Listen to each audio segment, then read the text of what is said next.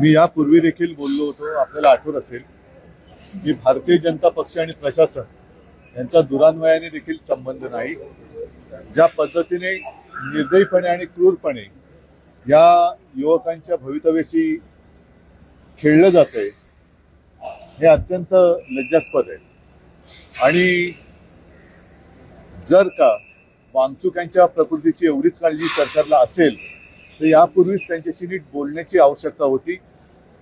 मला कळत नाहीये की एक तर नीटची परीक्षा हे सरकार बरोबर घेऊ शकत नाही, म्हणून जे मी बोललो की प्रशासनाचा संबंध नाही आणि भाजपचा आंदोलन नीट हाताळू शकत नाही.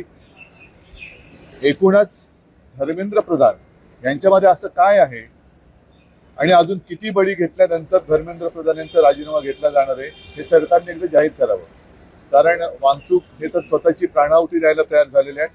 आता मी येताना माझ्या कानावर आलं की मुलं सुद्धा आता उपोषणाला बसलेली आहेत. यापूर्वीच नीटच्या परीक्षेच्या पेपर लीकमुळे अनेक विद्यार्थ्यांनी आत्महत्या केलेली आहेत. मग एवढ्या आत्महत्या होऊन सुद्धा युवा शक्ती अशी वाया जात असताना धर्मेंद्र प्रधान यांना असं काय सोनं लागलंय की ज्यांच्या चुकांवरती सरकार पांघरुण घालते. असं म्हटलं जात आहे, पोलीस हा दावा करत आहेत की हे कोर्टाच्या आदेशानुसार झालेलं आहे. कोर्टाच्या आदेशाने त्यातला दुसरा एक भाग असा आहे की सोमवारपासून संसदेचं अधिवेशन सुरू होत आहे. त्याआधी हे आंदोलन, कारण 20 तारखेला मोर्चाची घोषणा करण्यात आली. मला पोलिसांचा हा जो काही दावा असेल तर पोलिसांनी त्यांच्या दाव्यानुसार कोर्टाची ऑर्डर दाखवावी की त्यांना उचलून हॉस्पिटलमध्ये टाका. कोर्टाने त्यांच्या प्रकृतीबद्दल चिंता व्यक्त केलेली आहे. यापूर्वी देखील अनेक उपोषण झालेली आहे. अगदी आपल्या स्वातंत्र्यापूर्वी सुद्धा महात्मा गांधींनी उपोषण केले, नंतर सुद्धा केले. चर्चा केल्यानंतर उपोषण सोडलं जातं. अण्णा हजारेंच्या बाबतीत सुद्धा काँग्रेसचं सरकार असताना चर्चा करून उपोषण सोडलं गेलं. सरकारने अजूनही वेळ गेलेली नाही. नीट त्यांच्याबरोबर चर्चा करावी आणि उपोषण सोडवावं. प्रकृतीची काळजी घ्या. जो मोर्चा निघणार होता मला वाटतं तो निघाला पाहिजे. आणि नुसतं म्हणून म्हटलं ना की सरकार चालवणं म्हणजे काय चालवणं, की आपलं म्हणणं रेटून घेणं म्हणजे सरकार चालवणं नाही. परत एकदा सांगतो की भारतीय जनता पक्ष आणि प्रशासन यांचा दुरान्वयाने देखील संबंध नाही. एक तर जनतेच्या प्राणाची, युवकांच्या प्राणाची यांना किंमत नाहीये. आपलं म्हणणं तेच खरं, याला चुकून बहुत ही निंदनीय ऐसी कृति सरकार ने की है. और जैसे मैंने अभी अभी कहा कि भारतीय जनता पार्टी और प्रशासन का संबंध रहा नहीं है. ना ही इन लोगों को जनता का ख्याल है और ना ही इन लोगों को प्रशासन करना आता है. जो भी युवा वहाँ बैठे हैं, क्यों बैठे हैं? वांगचूक जी वहाँ जो बैठे थे अनशन के लिए, क्यों बैठे थे?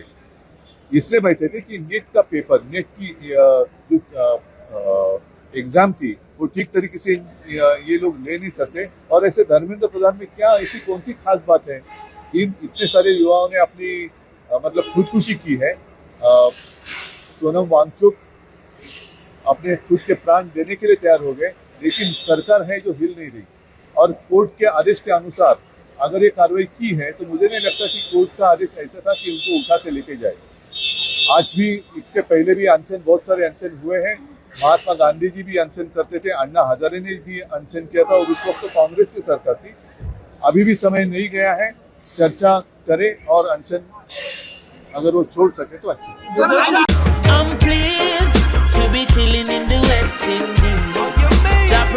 I'm here from Jamaica. I'm really enjoying myself. It's a family-friendly entertainment with a lot of different things to do. It's really fun being here and I wish I could come back again soon.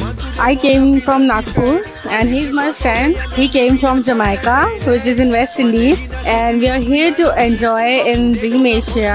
I heard about it a lot. I have seen it today. It's very wonderful and the experience is very good. I really want to come again here.